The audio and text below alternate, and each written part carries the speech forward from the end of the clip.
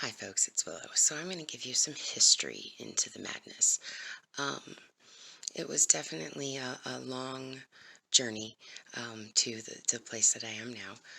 In 1991, I was a 369-pound Marine with 3% body fat, and I was injured overseas. They did some quick work in Germany to fix me up and sent me back to the US so that they could evaluate how badly these injuries would affect me. During this evaluation, the Head Trauma Research Center in Texas found out that I had pseudotumor cerebri, or intracranial pressure. So my brain was basically under a lot of pressure. And that began a treatment or a regimen of once a year they stuck a needle in my spine to find out how high I was.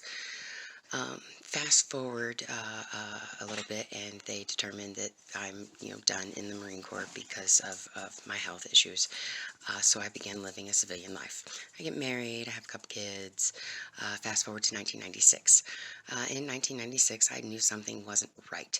So I went to the doctor and found out that they believed I had cervical cancer, but I was also, in fact, pregnant and had gestational diabetes as well. So I elected to carry to term, and them knowing that I was already ill, as soon as the baby was born, they went in and did some biopsies. They took my right ovary and fallopian tube immediately because it was very obvious they were messed up. Um, they sent off 11 biopsies. That came back the next day. The doctor came in with my brand new baby in my arms and told me that I had not only cervical cancer, but ovarian cancer with abdominal mets, and that I had 8 to 10 months if they didn't do something really extreme. I went ahead and let them do their thing. Chemotherapy, radiation, several surgeries. Fast forward a year later, I was done with them. And I went home and started treating myself holistically. I began studying herbs and Eastern medicine and native practices and whatever I could to make my meat suit better. Um, Everything proceeded what I thought was normal. Um, and so, fast forward a few years, and my body starts showing a tendency to throw little things way out of whack. The gestational diabetes never went away, so every little infection I got, my blood sugar went haywire, and life was difficult. Um, but I was managing and living life. Fast forward to 2006, and I'm having respiratory issues, and I'm not sure what's going on, so I take myself back to the doctor, and they determine that there is a 19 millimeter growth in my right lung. I go home and immediately hit the herbs really, really hard because they schedule me for a biopsy in 7 days. And at the time I went in for the biopsy, the surgeon said, "Oh, it can't be cancer because it's 14 millimeters now. Bad stuff doesn't get smaller like that. It's something else."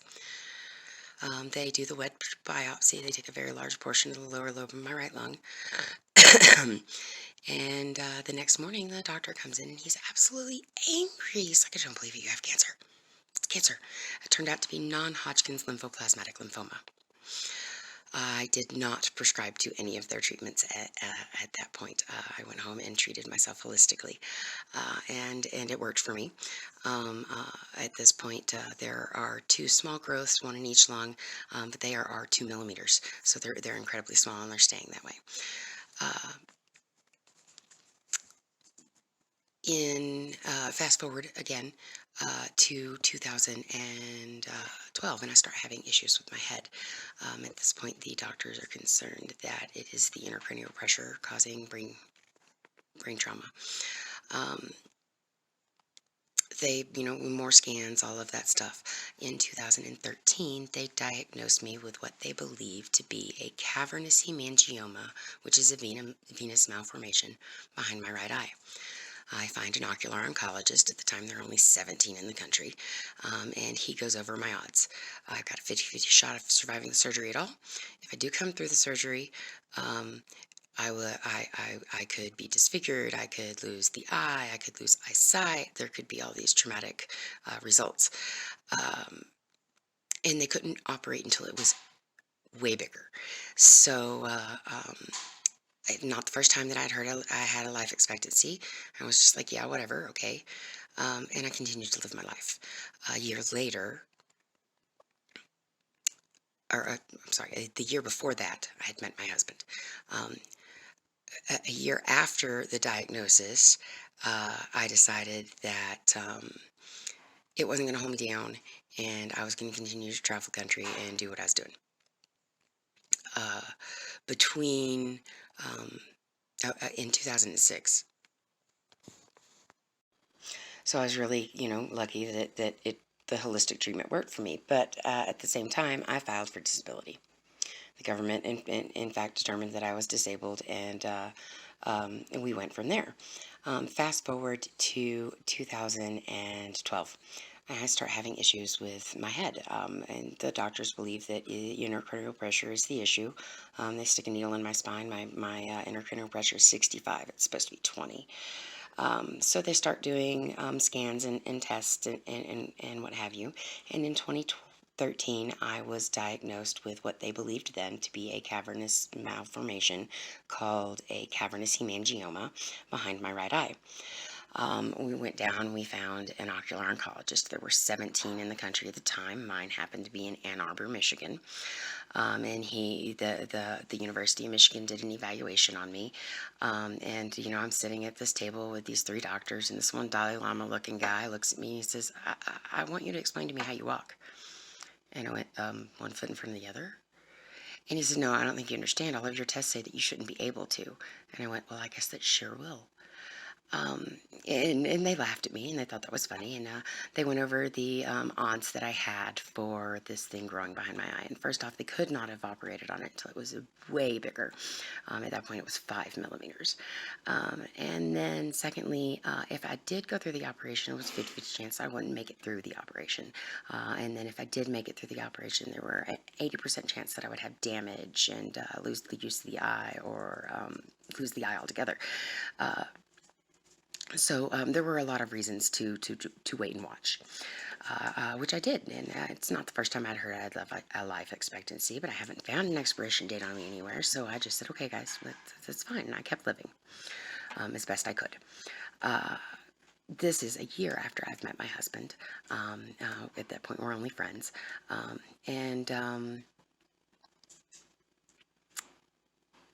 he completely understood that I was, drunk for that first year, because I just didn't know how to cope. Not the best coping mechanism, I mind you, but that's what I did. I got drunk for a year, and then after that year, I started paying attention to things again, and I started treating myself more holistically, and that's when him and I got into a relationship, and he came into this relationship knowing that I was incredibly ill. But this is all important background because 3 years into our relationship, the government decides to evaluate my disability. And anybody who's been through that process knows that they will withhold your pay from you during this process, and you only get that in a back pay settlement if they decide that you are still, in fact, disabled.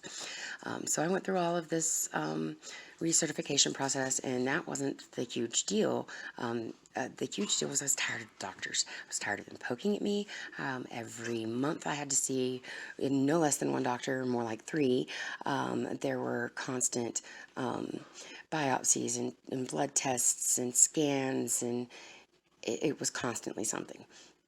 And I was completely and totally done with all of that. I was tired of what their opinion of what I should be doing was. I was tired of the constant poking and prodding and feeling like a guinea pig. And I was tired of arguing my points. That I didn't want to participate in chemo and radiation, which I felt was treatment for a disease that was worse than the disease itself and not a cure. So I got tired of all of that. When the government finally determined that I was in fact still disabled, more so than they had originally granted, they gave me back pay, and that is what started the run into this madness. At the point that I had back pay, I was absolutely 100% crazy mad with all of it, and you needed a little bit of that medical background to know just how fed up and at what point it had pushed me to. I was done. I was absolutely okay with traveling the country until I dropped dead, and nobody was going to stop me from doing that. And it was time to make that happen. So, fueling the madness was definitely a whole lot of medical